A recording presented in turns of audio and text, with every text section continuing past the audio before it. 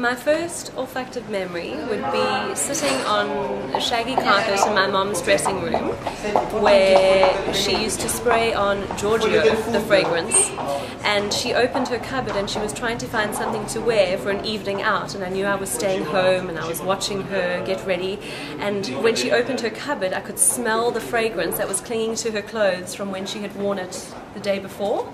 And so for me the remnants, I guess, of the fragrance Giorgio are quite particular, and I guess that's my first fragrance memory.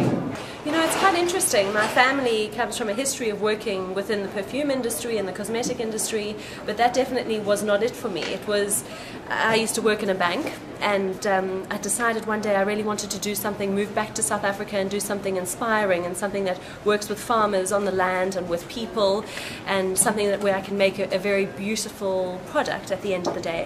And the more I started looking at perfume, the more I realized how it ticked all the boxes. So it very much does. I go and spend time with farmers and I learn about how they harvest, how they distill, how they make the essential oils, and then I take that and I am able to work with leading artists to create beautiful bottles and make my fragrances and then retail them at a very high end, a very niche perfumery. For me specifically, I'm very inspired by places. So for instance, going to Corsica, going and meeting the farmers in Corsica and realizing... And what about Rome? Rome, not yet. I've been here for 24 hours, and so I'm not sure about Rome yet. But yeah, really going to where the farmers are and understanding what they're doing on the land and what the geography of the land is, what the air temperature is like, understanding the ocean there, the currents, and being inspired by the environment in different places. So all of my fragrances are inspired by places. It's funny because that does tend to change over time. The more that you spend working with raw materials, the more things fall in and out of favor. So for instance, in the beginning, I think I very much loved floral fragrances because they're so complex in their singular form. But now I'm starting to quite enjoy smells that aren't that pleasant or are far more interesting, and I like to equate it to music. So for instance, when you're younger you probably like pop music and popular culture, and the older you get the more you prefer more complex music like classical music or jazz, and so for me it's very much about the complex smells that I enjoy. As for a fragrance I don't like, I'm trying to uncondition myself to have nothing that I don't like, because I'd like to have a clean slate to work from. My creative process is very much to go to the place, directly to the source, working with the farmers. And the way I start is with visuals. So I very much take a camera and start documenting different textures, different colors, different moods, different lights.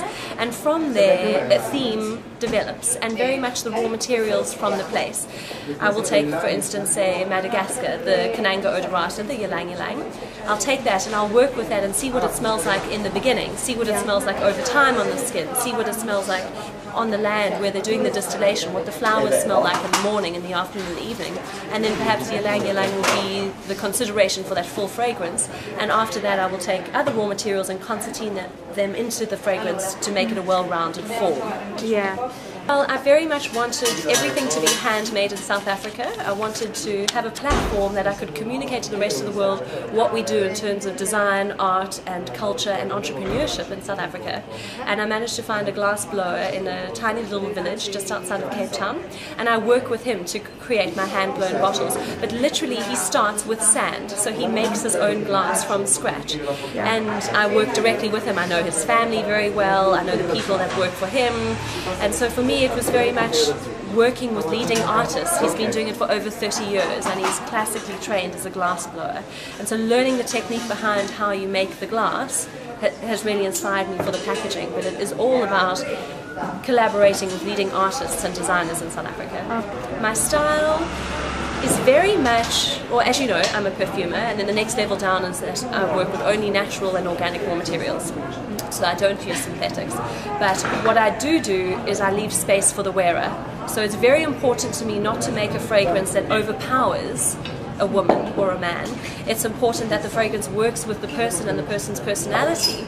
And so what I really like is when a fragrance complements you as though an accessory would do, or a piece of jewellery.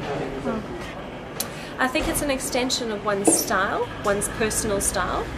It also evokes memories, so it very much works with your past, what you've achieved and what you've done in your life, and it can evoke certain memories. So I think people are drawn to smell, to things that smell, and perfume in particular, to look for inspiration, and it very much opens up your emotions. Communication. And it can communicate who you are and what your style is to other people. Yes. Yeah. And